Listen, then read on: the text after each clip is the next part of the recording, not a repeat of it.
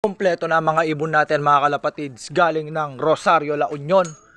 So apat yung nakapasok na, apat pa yung hindi nakapasok. Mga mukhang pagod na pagod sign to mga kalapatids. Napakaganda ng mga speed nila. Ayan. So medyo mausok. So baba tayo. Check naman natin yung mga nasa loob. Ayan, apat na yun nandito mga kalapatids. At pinasalubong natin sa kanila na mix is Sneaky Mix. Ayan, FLD Sneaky Mix ni Idol J. Suarez Lop. Ayan, Flying Lucky Dub. Ayan. So naubos na nung apat. Yung unang buhos ko ng FLD Sneaky Mix, naubos na nung apat. Ayan.